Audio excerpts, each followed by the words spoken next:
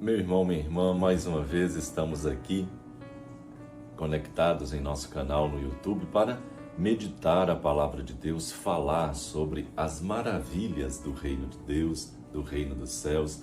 E nesse tempo tão bonito, tempo da Páscoa, tempo em que nós nos alegramos com a ressurreição do Senhor, nos reunimos para ouvir tudo aquilo que Jesus falou.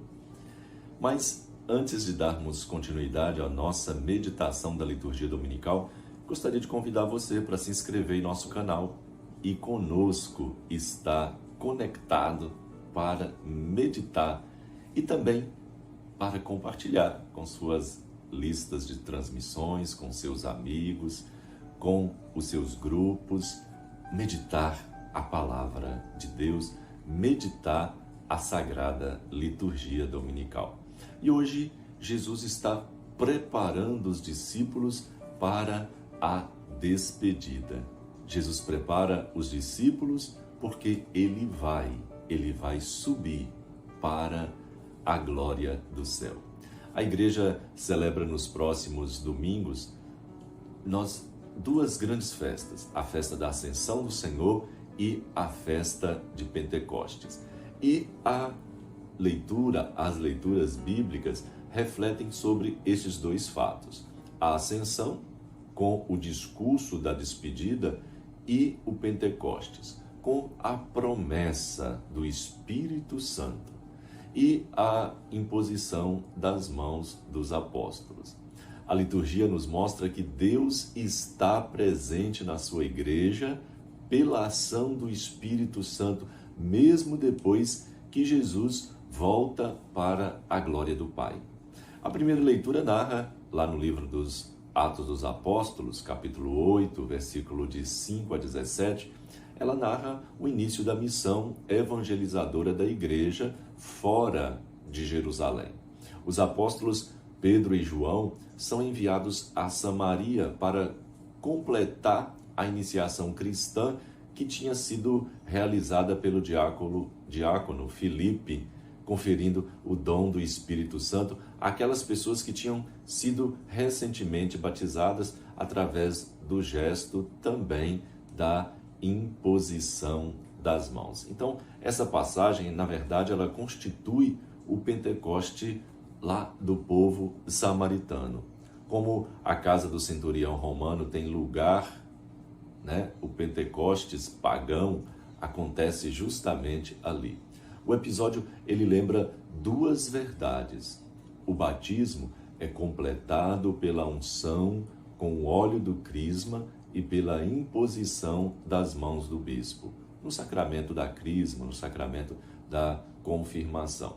É o momento em que recebemos a plenitude do Espírito Santo para a comunidade se constituir de fato como igreja. Não basta uma aceitação isolada e independente da palavra de Deus, mas é convidada a viver a sua fé em comunhão com toda a igreja, com todo o povo de Deus.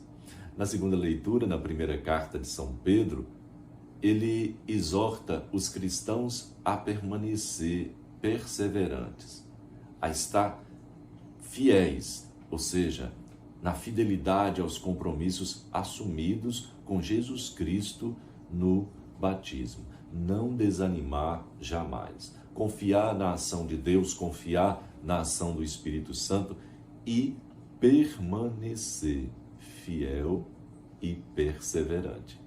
O Evangelho, segundo São João, no capítulo 14, versículo de 15 a 21, faz parte do discurso da despedida de Jesus. É o testamento que o Mestre, nosso Senhor, deixa à comunidade, à sua comunidade, antes dele partir. Os discípulos se mostram abalados, eles estão tristes, porque Jesus vai para o céu, vai para a glória do Pai. Mas Jesus os anima, declarando que não deixará órfão o mundo, não deixarão esses discípulos órfãos no mundo. ele vai para o Pai, mas ele vai encontrar um modo de continuar presente e de acompanhar a caminhada dos seus discípulos. Na verdade, é uma alusão à sua volta invisível, mas real, mediante a ação do Espírito Santo, que substituirá Jesus junto aos discípulos, mas que permanecerá sempre com eles e com toda a igreja. O Espírito Santo é aquele que assiste à sua igreja. O Espírito Santo está presente, ele continua gestando novos cristãos, ele continua assistindo à sua igreja, ele continua inspirando os seus membros. É a possibilidade, na verdade, de viver em intensa comunhão com o Pai e o Filho, pelo Espírito Santo, que é nos dado como o grande dom da Páscoa. Para isso, é preciso, meu irmão, minha irmã, um amor autêntico, que se manifesta na observância dos mandamentos. Jesus diz: quem me ama, guarda os meus mandamentos. Só quem vive esse amor está apto para receber o Espírito Santo. O amor supera o medo, o amor supera a separação, o amor supera até mesmo a morte. E Jesus fala de os meus mandamentos.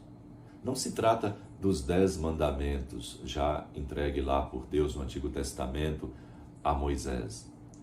Mas ele fala, pouco antes, Jesus tinha resumido toda a lei, tinha resumido todos os profetas no seu mandamento: amar a Deus sobre todas as coisas e amar o próximo.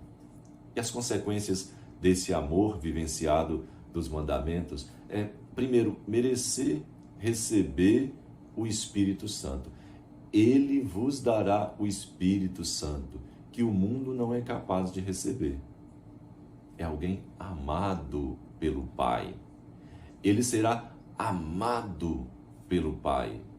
Torna-se capaz de receber a manifestação de Cristo. Eu o amarei, de Jesus, e me revelarei a Ele. Sobretudo, a grande consequência do Espírito Santo é tornar a pessoa, o cristão, a morada de Deus. Jesus diz: viremos e Ele, ou melhor, viremos a Ele e faremos nele a nossa morada. Meu irmão, minha irmã, a comunidade cristã será então a presença de Deus no mundo. Ela e cada membro dela se converterão em morada de Deus. O espaço onde Deus vem ao encontro dos homens, aquela pedra viva que Jesus tinha dito na construção do reino. Na comunidade dos discípulos e através dela realiza-se a ação salvadora de Deus presente e operante no mundo. Esse caminho proposto por Jesus, para muitos pode parecer um caminho de fracasso, que não conduz nem a riqueza, nem o poder, nem o status, nem o êxito social, nem ao bem-estar material. Parece não dar sabor à vida dos homens, do nosso convívio, do nosso tempo.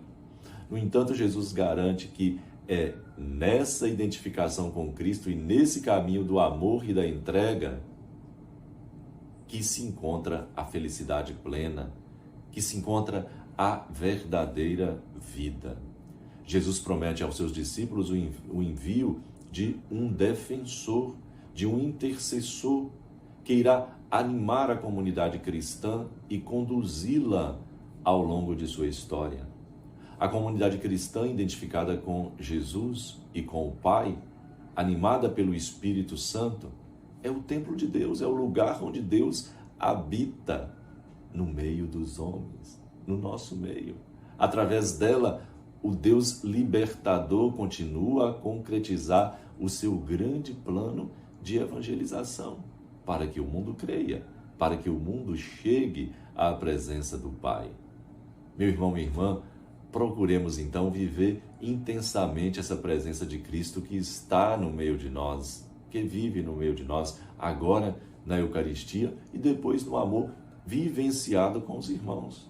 O Espírito Santo não pode continuar sendo o ilustre desconhecido.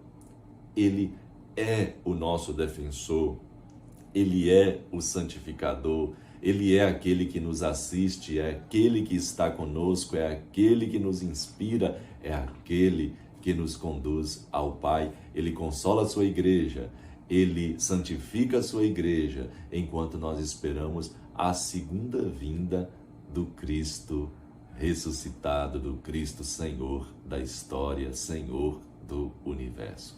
Meu irmão, minha irmã, que nesse dia em que nós celebramos essa despedida de Jesus, essa ida de Jesus para o Pai, que também é um dia muito especial para todas as mamães, né? Dia das Mães, que nós possamos agradecer a Deus por ter nos dado a grande mãe, a Virgem Maria, a sua mãe que Ele nos deu como mãe, e agradecer também a Deus o dom de ter as nossas mamães, quer os que têm aqui na terra, nós que a temos, e aqueles que têm a sua mamãe que já foi para o céu. Então vamos agradecer, vamos pedir a Deus que essa presença de ternura, de amor das mães em nossa vida continue sempre a nos embalar no seu amor, na sua ternura, e nos ajude sempre a chegar mais